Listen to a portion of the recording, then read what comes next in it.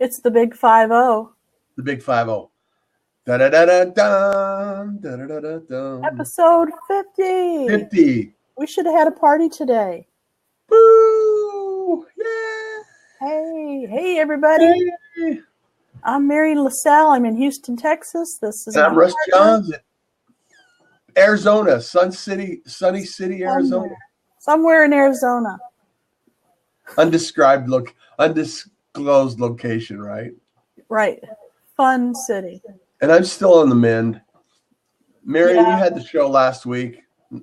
Wonderful job, as always. And so this week, there's some big things in the news of marketing, right? Big things are happening. The pot is being stirred. Yeah. And somebody mentioned to me one day that, there used to be a thing on the internet that everybody used to go to, and it no longer, you can't even remember its name. And everybody thought that was the biggest deal ever. There would never be anything that would take its place.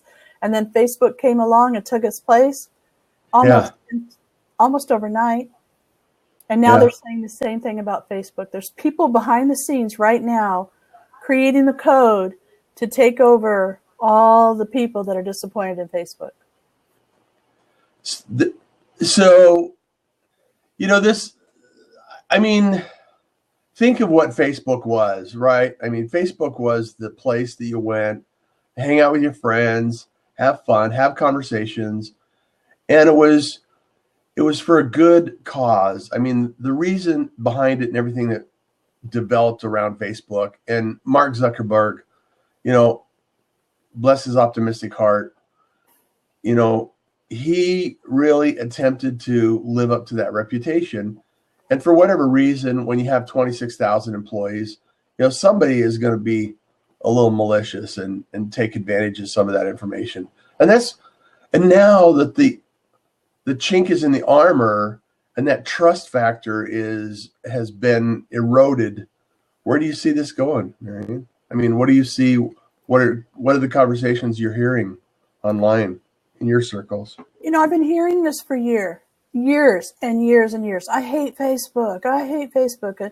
And when I would ask the question, because every time we would do a class or a workshop or a webinar on social media, we would always hear this, right? In every class, I hate Facebook. And I would always ask, well, why is that? Well, they couldn't really give me a direct answer, but they would say, well, I don't want to see what people are eating for breakfast, or I don't want to hear about their, problems. And I'm thinking to myself, you just have the wrong friends. I could never understand that. My friends were doing cool things, and they were, talking to me and sharing pictures, and I could see my daughter. And I have had nothing but a good experience on Facebook since day one. And the only reason I was on Facebook was the same reason I was on that other one that we can't remember the name of. Because my daughter said, if you want to see pictures of your grandson, this is where they're going to be. There was no more emailing stuff, which what I was used to. Right. Well, because, the images became larger. They became less manageable in email. So you have to have a place to actually, and it was MySpace, by the way. I was going to try not to say it. Oh, it's okay. I'm all right with saying it. And I think I probably still have I'll probably have a page there someplace. You think? Yeah. I think after being hauled into, I was really fascinated by some of the questions that were being asked of Mark Zuckerberg in the Senate hearings, and some of the misunderstanding that people have no idea about what the internet is about. The disconnect there was really surprising to me in some of those questions. Well, some of those people probably don't spend any time on Facebook. They don't really understand it. So you have really, in my opinion, to answer your question, you have two people that are complaining about Facebook. You have the people that are just down there because they were forced to be on there because their friends were on there and they weren't getting any more emails from people. And then you have people like us who were marketing their business and having a social life on social, right? Yeah. So I think there's two things that are happening that people are really upset about right now. One is their privacy. They want to be in control about what's being shared with the world, right? Mm-hmm. Right. Not just outside their friends. And and then there's that, there's too many marketers. It's they're trying to make money. Those are the two things that I hear the most. It's like, well, Facebook is a business. It is a business. And they have to make money in a business in order to sustain cost, right? Right. So I think everywhere you look, okay, if you look at, we don't have cable anymore.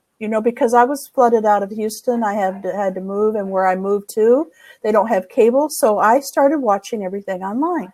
Well, you're forced, really, to watch advertisements. Now, you can mute those advertisements. Well, it's no different than commercials on TV, right? Remember when we were a kid and we'd have to actually get up from the couch and walk over to the TV in order to turn the one of three channels, right? We had 4 channels, but the fourth one didn't come in that. 4 channels. We had 4 channels. PBS didn't count because they only broadcast about 5 hours a day. Yeah.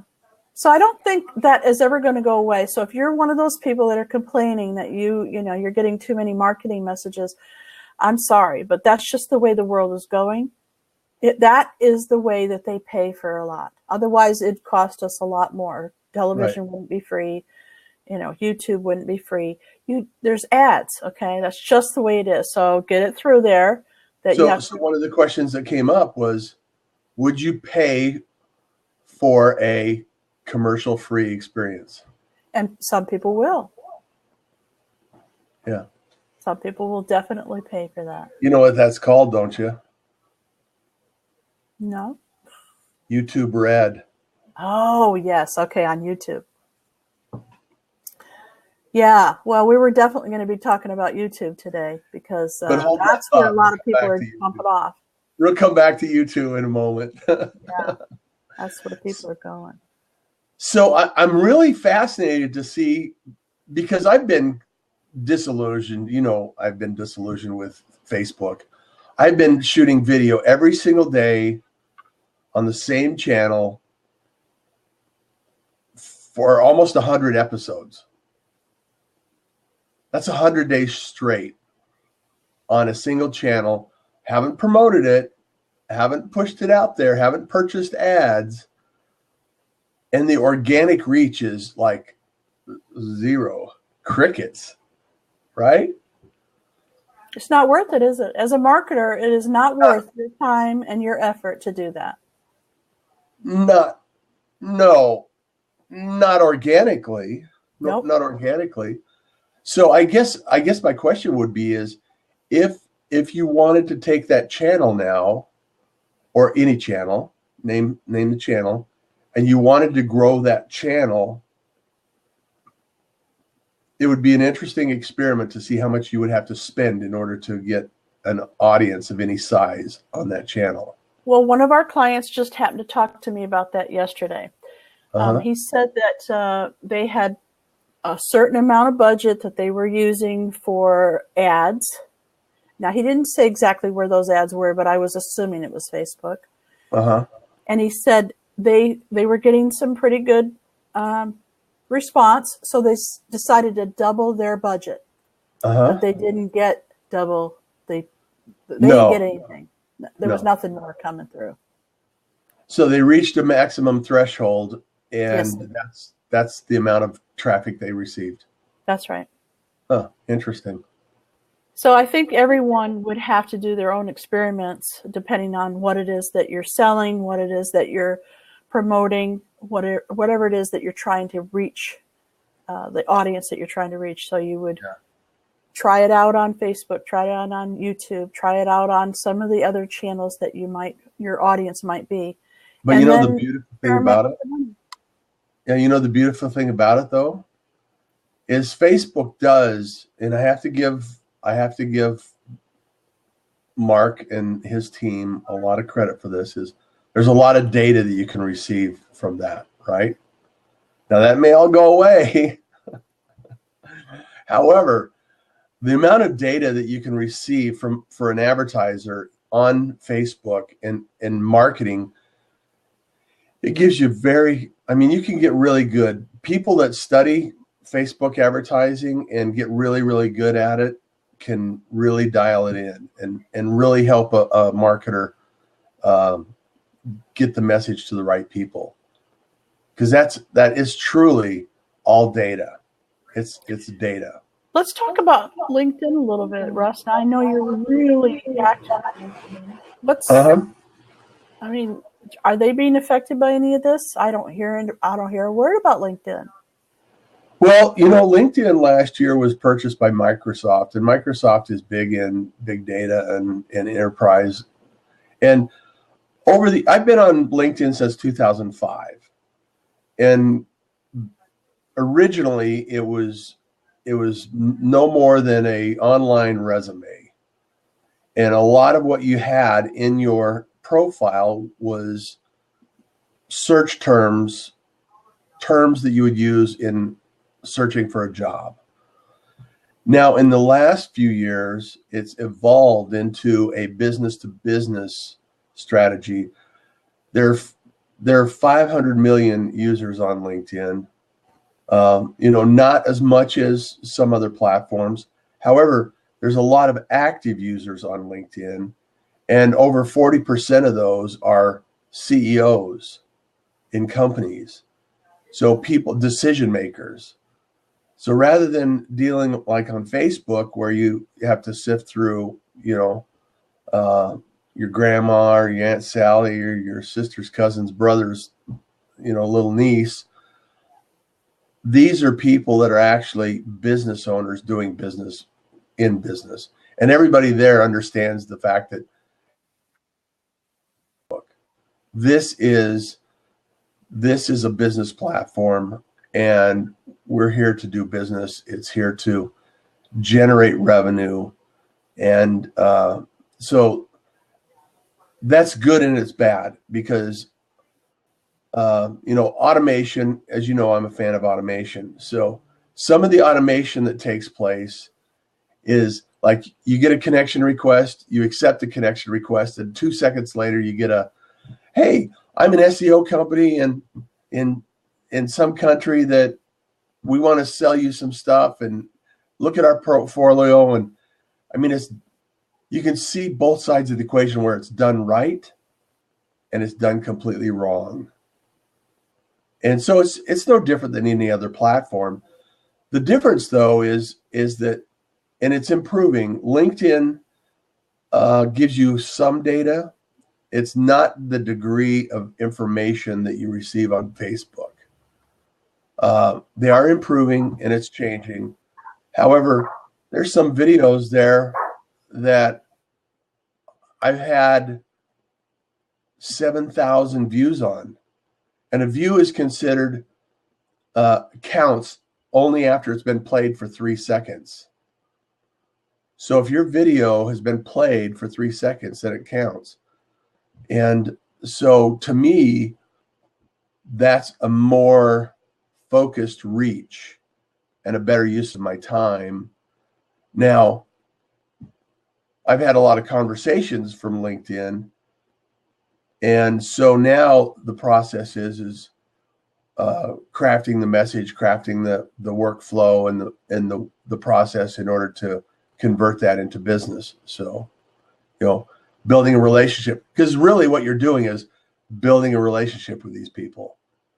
It's not, you're not, here, buy my stuff. Here, friend connection. Oh yeah, cute puppy. Can you buy my stuff? It's not that. It's really, social media is about taking your online connections offline and then producing results that way. Well, what I was thinking yesterday as I was creating ideas on how to find the perfect interviewees was I probably should go on LinkedIn, because as I was looking over my friends, you know how they'll have people that are online on Facebook? As I was looking through, I thought, I really need to come outside of my immediate friends and see, because the interviews that I want to do are people that are all over the world. They're not necessarily right here in Houston. And I thought, okay, LinkedIn, but I'm not really sure, because if you're not directly connected with somebody, you can't really see those people. So anyway, I'd like to spend a little more time with you trying to figure out. We should do a little class over it. Good. So, how to find the right people on LinkedIn that you want to meet to either interview or to do business with, or not necessarily. I don't want to sell to any of them. I just want to connect with them and see if it's a good fit for an interview. Well, oh, look, one of our. Hey, Louise. She says she wants that class too. All right. Yeah, we'll put a class together. So I know that we could probably find a title or a keyword or something in the description that would trigger a result that would identify some people that you could find online that would help accelerate your conversations for flexible lifestyles. And that would be, I can imagine that very easily. Excellent. Well, now that you brought that up, we have a couple of things going on. Flexible, and just in case you've never heard of it before, Flexible Lifestyle is a community that we're building to help people get an idea of what it is that they could possibly do. So right now, I look around at some of my friends, colleagues, business associates, and I see most of them have their blinders on because they got work to do. They can't see the possibilities of what a flexible lifestyle might mean for them. They're really heads down. So my job is to find those people that are out there in the world who are actually building that lifestyle or have already reached that lifestyle, and then bring you, the audience, there's people that are already living the lifestyle that don't even realize they're living it. Yes, yes. Some of the videos we've done already. Yeah. It's like, yes, I guess I do have a flexible lifestyle. As long as you have strong internet, most everybody that is working for themselves can do what they need to do anywhere. Yeah. Except for on a cruise.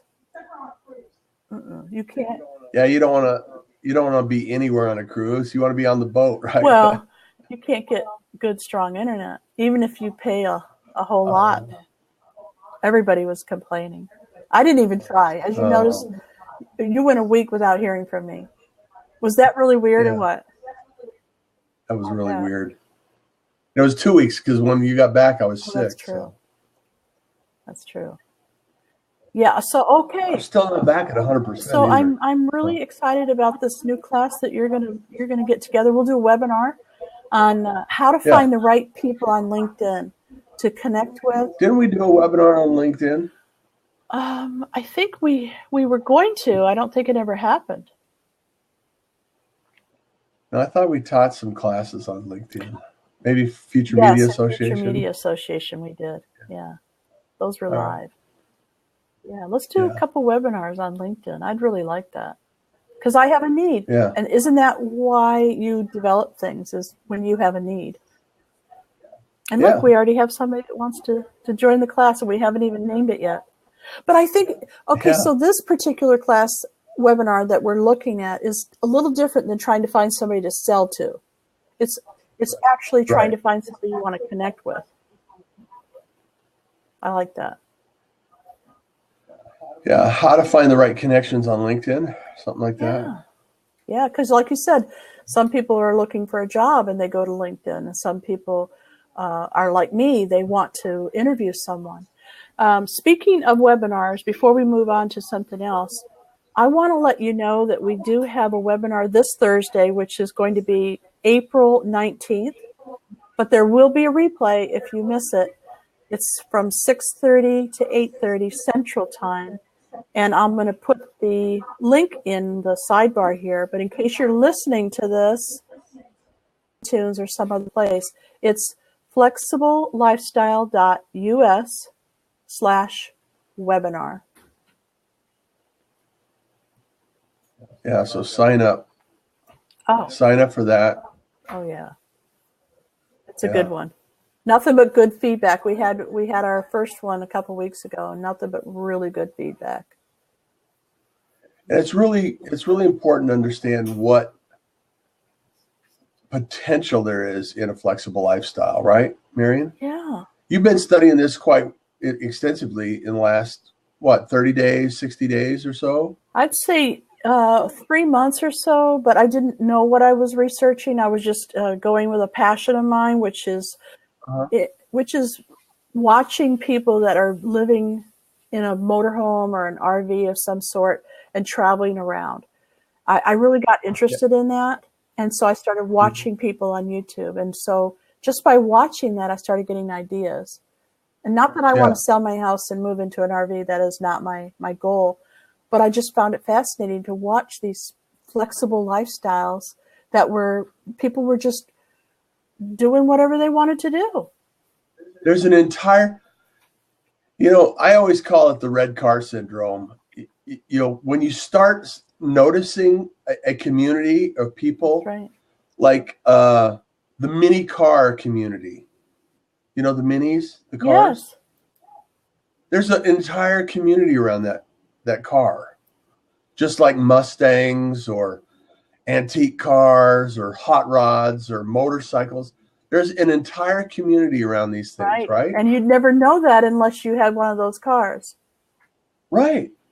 So when you're thinking about a lifestyle and you started investigating that, you discovered an entire new opportunity, right? Yeah. And those people that were actually doing it. Fascinating. Yeah. Fascinating. I thought it was, and it opens up a whole new world of opportunity.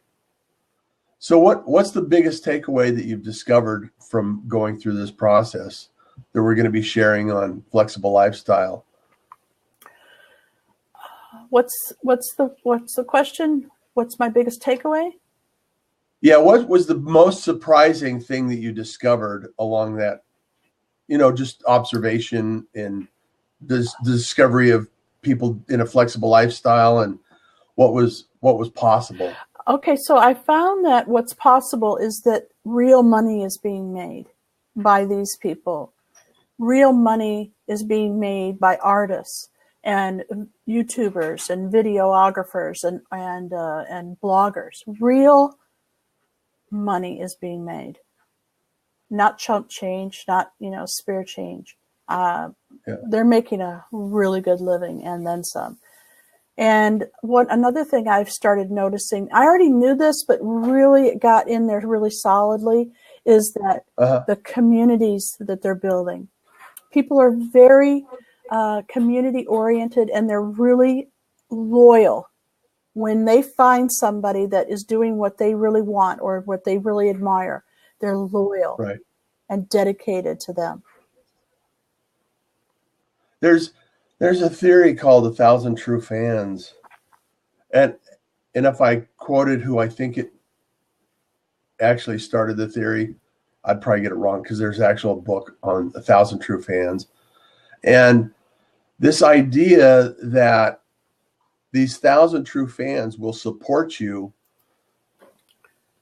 and purchase your material and they love what you're doing and they want to support you and they want to see you produce more. So I think this really lends itself to YouTube and especially Patreon. I found it, Russ. I looked it up. I had to.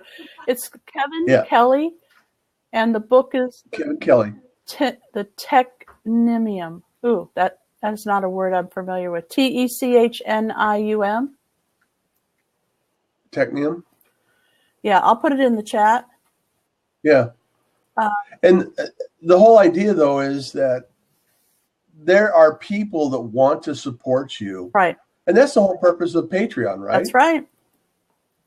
I mean, and some of these people are not, they don't have huge audiences on Patreon, and they're able to make a living. Right. That's the beautiful thing about it is, is that you can get paid for being who you are and doing what you love. And the only connection is being able to connect with those individuals, right? Right. And people really thought that would be Facebook. And what we're finding is you can't even connect with your own family members now. It's just the way the algorithm is. You can't see the things that you want to see anymore. You can't connect with your community. Even though you built that community up, you have a Facebook page or a Facebook group, no one's seeing your stuff anymore. And so people are getting very frustrated because they think their community's leaving them. Well, they're not. They just don't know how to get to them. And people are busy and they forget. They forget to come back to your page or your group. You have to have a way for them to see you. And that's why I love YouTube so much. Is you ring that bell and you're going to get notified every time I put up a new video, right? Every time Russ puts up a video on Agency 258, or every time we put up a video on flexible lifestyle, you get notified. All you have to do is ring a bell. That's smart. Okay. Smart on YouTube because they have a good, solid community that's following them.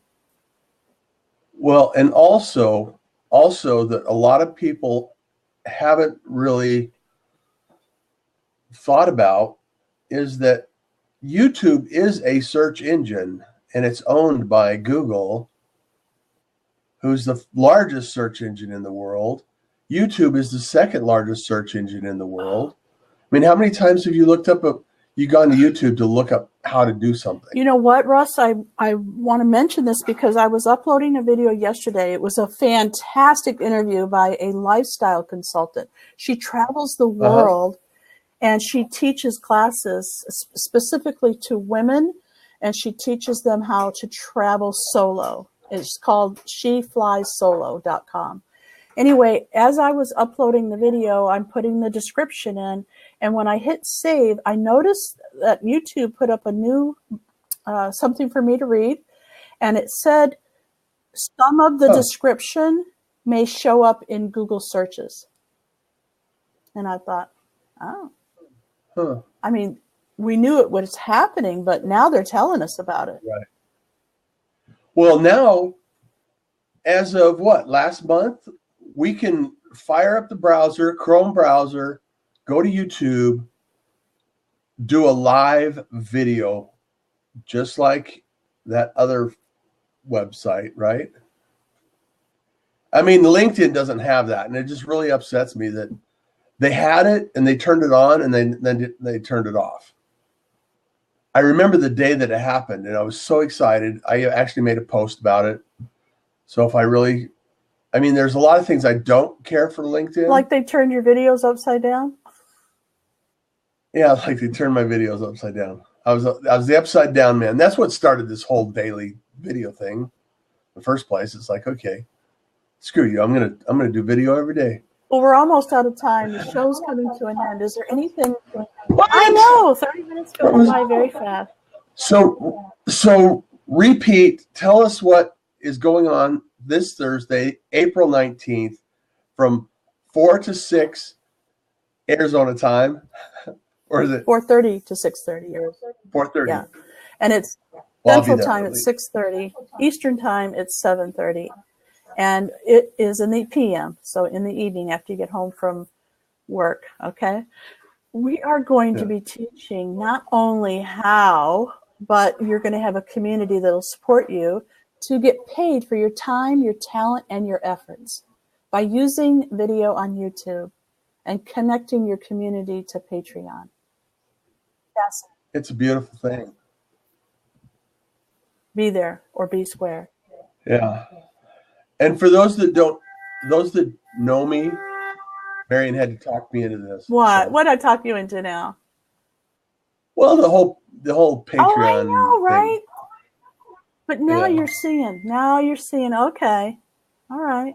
Well, I'm gonna start a Patreon channel and see who pays me to be me. All right.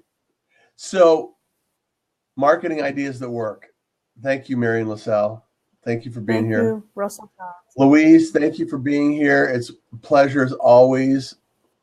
I love you. And until next week, every Tuesday, marketing ideas that work. This is episode 50. And I know that we've done more than 50 episodes. Oh my right? goodness, because we've had other channels before. But yes, this is 50 for Marketing Ideas at Work. And we're really glad that you're here, and we hope you'll come back. And if you'd like to be on the show, we'd love to interview you. Let us know. Marketing@agency258.com. Perfect. Till next week. Bye for now. Have a good one. Take care. Enjoy the day. Yeah. Can't leave without saying that. Enjoy the day. You enjoy your day. Enjoy your day. All right. Really. Goodbye.